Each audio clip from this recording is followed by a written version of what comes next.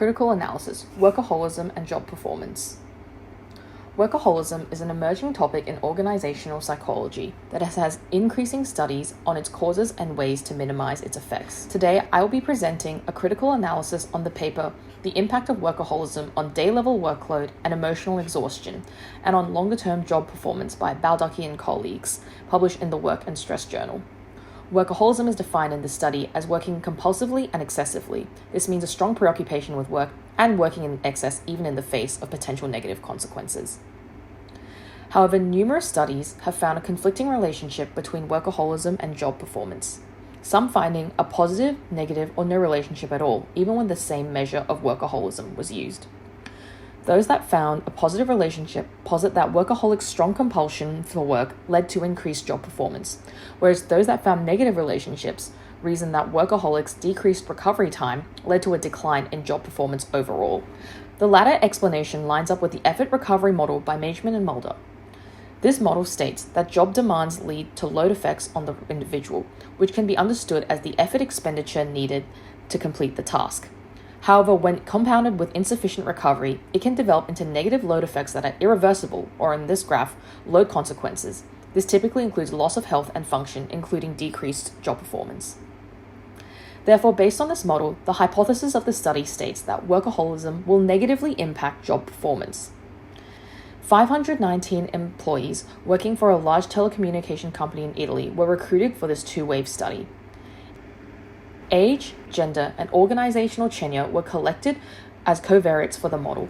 Participants completed the Dutch Work Addiction Scale to measure workaholism. The Dutch Work Addiction Scale was used to measure workaholism. However, due to constraints imposed by the HR department, which preferred a homogeneous response scale, answers were modified to be collected on a 7-point scale. Supervisors rated their employees' performance through the company's performance appraisal system, which was a 5-item scale that had been developed by the HR department as a measure of the performance. Supervisors gave 2 ratings with 1 year lag between the first and second rating. Alphas were all above 0.7, indicating a good construct validity and gave authors confidence that they were measuring a stable item. This table here presents descriptive statistics and intercorrelations among the study variables. Here, we can see that workaholism did not significantly predict job performance, and the hypothesis was not supported. Job performance at time 1 was also positively correlated with job performance at time 2, indicating that a higher job performance at time 1 often meant that employees were more likely to also have a higher job performance at time 2, and vice versa. Lastly, the latent change model provided a reasonable fit to the data. This suggests that the job performance scale constructed in the study was a valid and reliable measure of job performance. So now we will look at the discussion from the authors, but I will list criticisms alongside to show what could have been improved in this study. One of the most prominent points in the discussion was that this study did not support results from studies that found a negative relationship between workaholism and job performance. The authors noted that the studies that found negative relationship were either cross-sectional studies or longitudinal studies that did not control for the baseline level of job performance.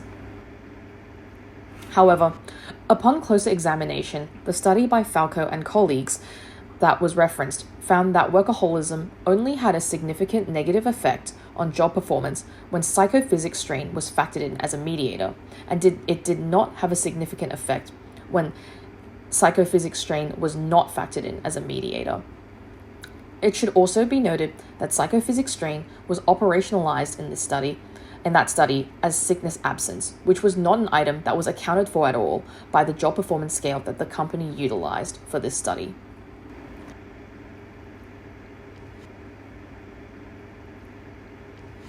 The study could have been improved by including a measure for sickness absence or another measure of psychophysics strain as a mediator in order to find a negative relationship between workaholism and job performance. The authors also discussed that compensatory effects may have masked the negative effects of workaholism, leading to no effect found. Whilst this is true, it might also have been that the 2-year design was insufficient to expose the effects of workaholism in the first place, which the authors did not mention. The effort recovery model that talks about irreversible damage caused by load consequences of workaholics expending energy without recovery discusses long-term health consequences which realistically can take decades to reveal. Lastly, the authors discuss that the company measure of job performance may not have tapped relevant facets of job performance that was impacted by workaholism. This criticism is valid as the company's measure of performance was only a 5-item measure of performance that could be much more comprehensive. It should also be noted that the supervisor ratings are susceptible to bias and that supervisors may give higher performance ratings to workers that they know put more effort into work, such as workaholics. Now onto the implications of this study. The authors recommended that organizations should promote enforced vacation or email blocking to silence the effects of workaholism in employees. This is in line with the effort recovery model utilized in this study, which does not clearly define what recovery entails, likely due to it being an older model first published in 1993.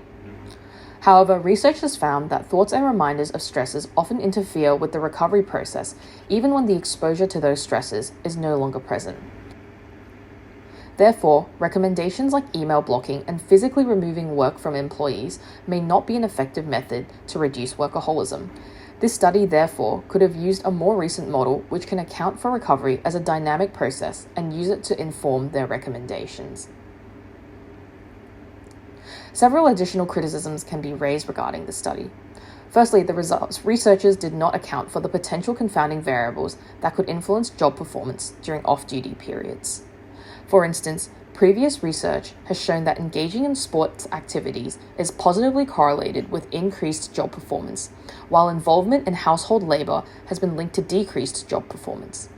Failing to control for factors such as fitness levels or parental status may have influenced the study's findings. Moreover, the measurements used in the study were compromised by company restrictions. The decision to reduce the DUAS to a 7-item scale raises questions about the accuracy and validity of workaholism measurement. It also limits the variability in capturing workaholic tendencies among employees, potentially leaving out important nuances in the data. As a result, there could be employees who displayed workaholic tendencies but were not adequately captured in the study's data, leading to an incomplete understanding of workaholism's impact. Regarding the strengths and limitations of this study, one notable strength was its utilization of a longitudinal design spanning 2 years. This approach provided a more comprehensive view of workaholism data compared to cross-sectional designs, which only offer a snapshot in time. Furthermore, the company-specific measures used in the study, despite their flaws, had the advantage of being tailored to the specific job positions of employees. This tailored approach increased the likelihood of capturing relevant facets of workaholism for each participant and meaningfully assessing their job performance. However, some limitations needed to be acknowledged. The study relied on an older model, which might have influenced the recommendations made. Additionally, the potential supervisor bias and the adjustment of the DUAS to a 7-item scale by HR raised concerns about the accuracy of workaholism measurement. To enhance the study, it could have been more up-to-date with its comparison with existing literature, particularly by including relevant confounding variables reported in recent research, such as off-duty activities. Furthermore, the study missed exploring moderation and mediation pathways, which could have shed light on potential negative associations between workaholism and job performance. Addressing these pathways might have yielded more insightful findings. Finally, what implications for future research does this paper have? First, extending the longitudinal study to a longer time frame beyond 2 years would enable the identification of more meaningful consequences of workaholism and its impact on job performance over an extended period. To isolate the specific effect of workaholism on job performance, future studies should rigorously control for relevant covariates and confounding variables that could potentially influence job performance. Consideration of mediating factors such as psychophysics strain is crucial to gaining a comprehensive understanding of the relationship between workaholism and job performance. Exploring these pathways can reveal important insights into their underlying mechanisms. To improve the accuracy of measurements, researchers should ensure that questionnaire items are not tampered with, and objective job performance scales should be utilized to provide a more reliable assessment. Utilizing up-to-date models that view recovery as a dynamic process would enhance the understanding of the complexity surrounding workaholism and its effects on job performance. In spite of its limitations, the study has offered valuable insights into workaholism and its relevance to job performance in the 21st century.